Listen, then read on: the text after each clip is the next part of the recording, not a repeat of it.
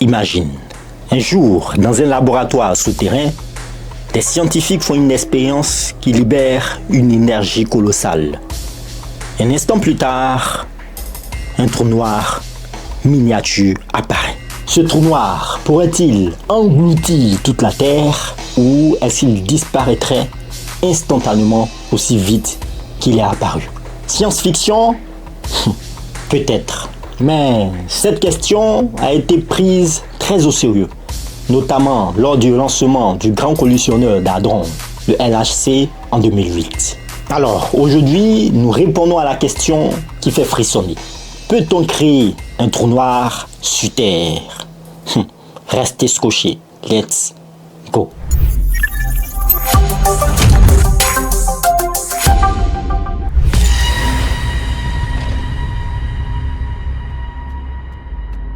Commençons par ce petit rappel. Qu'est-ce que c'est qu'un trou noir? Un trou noir, ce n'est pas un aspirateur cosmique, non. C'est une région de l'espace où la gravité est tellement forte, tellement immense, que rien ne peut s'en échapper, même pas la lumière. À son centre, une singularité, un point de densité infinie. Et bien sûr, autour de lui, l'horizon des événements, la frontière de non-retour. Il se forme généralement après l'effondrement d'une étoile massive. Mais la théorie de la relativité générale d'Einstein permet d'envisager la création d'un trou noir à n'importe quel endroit. Oui. Et cela peut se faire si on arrive à concentrer énormément de masse ou d'énergie dans un espace infiniment petit. Et quand on parle d'espace infiniment petit, on parle bien sûr du monde quantique. Et quand on parle du monde quantique, on parle bien sûr aussi du LHC.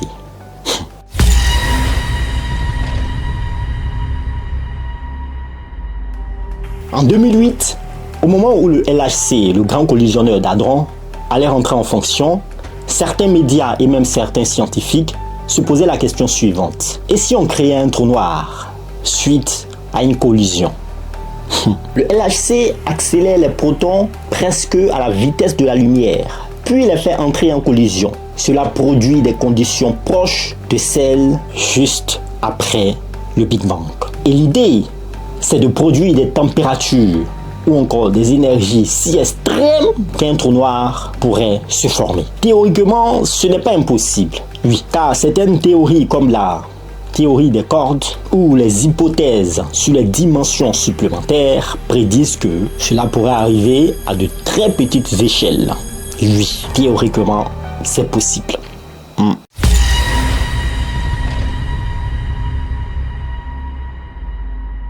Non. Pourquoi? Parce que même si un micro-trou noir était créé au LHC, il serait tellement instable.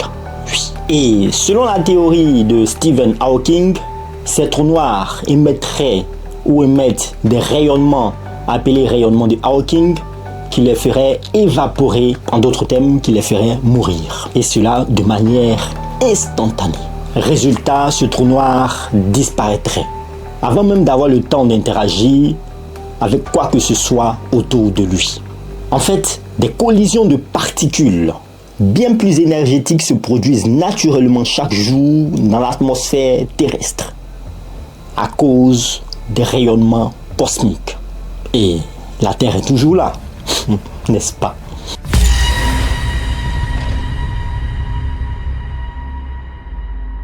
Eh bien, figurez-vous que le CERN a pris ses inquiétudes au sérieux. Oui. Même avant d'allumer le LHC, une équipe internationale de scientifiques a publié un rapport complet montrant que, même en cas de formation hypothétique d'un micro-trou noir, il se désintégrerait immédiatement, sans danger pour la Terre ni pour la matière autour.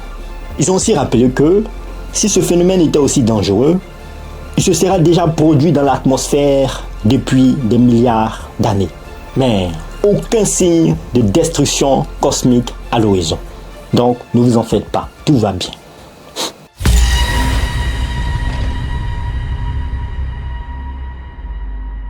Alors, pourquoi vouloir créer un micro-trou noir?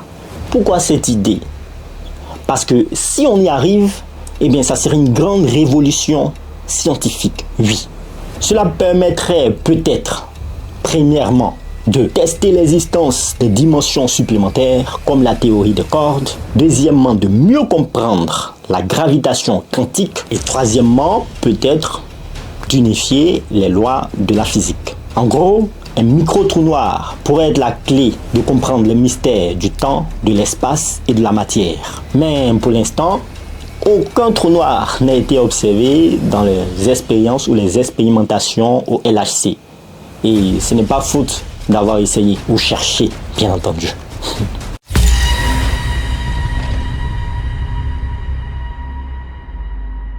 Certains aiment avoir des pensées assez extrêmes. Et si un micro-trou noir était créé et ne s'évaporait pas, que se passerait-il?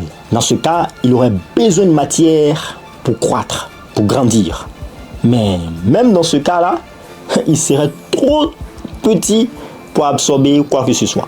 La croissance de ce micro-trou noir serait des milliards de fois plus lente que ce qu'il faudrait pour créer un réel danger. Donc, ne vous inquiétez pas, tout va bien. Et il faudrait des millions d'années pour qu'il atteigne une taille significative. Et même cela, c'est avec une hypothèse théorique assez poussée.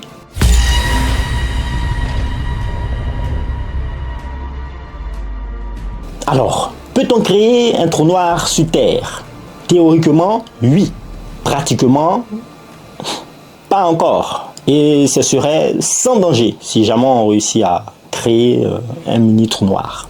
Et si on y parvenait un jour, ça serait une révolution, un tournant dans le domaine de la physique ou même dans le domaine des sciences appliquées. Et bien sûr, ça serait un pas de plus vers la théorie du tout qui va réunir relativité générale d'Einstein et mécanique quantique. La science n'a pas peur d'explorer l'extrême, mais elle le fait avec beaucoup de rigueur, de précaution, de fascination et bien sûr d'élégance, discipline, habilité si on veut encore ajouter. Bon, on en fait un peu trop. Restez scotchés pour le prochain épisode qui sera aussi très passionnant. Entre temps, je vous invite à aller voir la playlist sur le trou noir ou encore sur l'astronomie. Peut-on s'échapper d'un trou noir? Pouvons-nous survivre à un trou noir? Et encore plein d'autres questions sur le temps et l'espace et la nature du trou noir. Portez-vous bien. Si vous avez aimé cette vidéo, vous pouvez commenter, liker et vous abonner. Au revoir.